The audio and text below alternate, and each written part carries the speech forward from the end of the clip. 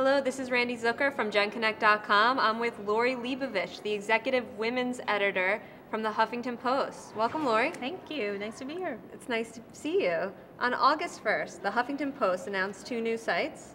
That's right. One dedicated towards women, one dedicated towards parents. That's right. Could you just tell us a little bit about both sites? Sure. Huffington Post Women is part of our site that is really geared towards women between the ages of 25 and 45 who want to get information and create great conversations around things that are important to women, mostly career, money, relationships, sex, stuff that women between the ages of 25 and 45 are interested in. Mm-hmm. Yeah. So what we're looking for online in terms of voice, in terms of the writers that we want to connect with? What are women really looking for? I think authenticity is the first and foremost thing, is that I think people, and that's what's so amazing about the blogosphere and about the internet in general, is that it allows people to be who they really are. We at the Huffington Post have always given people a platform to have great conversations. We have billions of comments on our site, and we also have lots of ways to engage with social media, etc. So we're hoping that women who are already on the site are going to just join us over in Women to keep having those great conversations. And we also hope that that new people will join our already very, very exciting conversations that happen there every day. And how are you embracing social media in the conversation?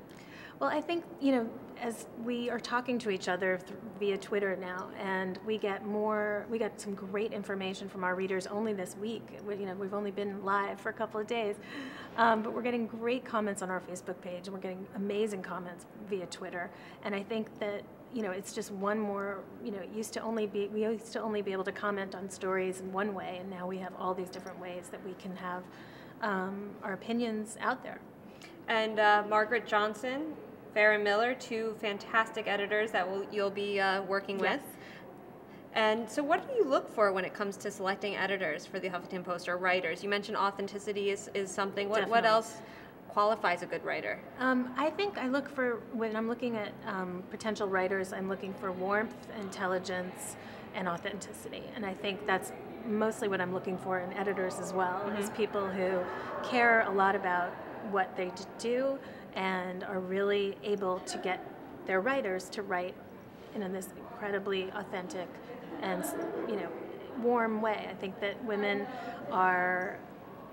we hope that at the Huffington Post and especially on the women's and the parenting site, that we convey the idea that we are all in this together. Certainly with parenting, I think that's really important. We are going to be a no judgment zone. We are not going to tell anybody how to raise their children. We're going to provide them with excellent information, and people can have great dialogues around all of the contentious issues that come up around parenting. And that's our goal. We really, really want it to be alive and authentic. Lori, how do you unplug? Personally, how do I unplug? Personally, how do you unplug?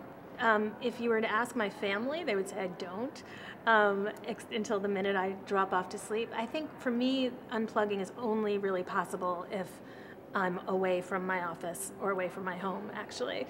I have 2 young kids, and my husband works as well. We're always, I'm constantly multitasking at home, and I really need to be in a place where there's either no access to the internet or someone really physically has to take everything away, and then I can be completely relaxed. And we can find more of those types of tips on the HuffingtonPost.com/women and /parents. Absolutely. Thanks, Lori. Thank you.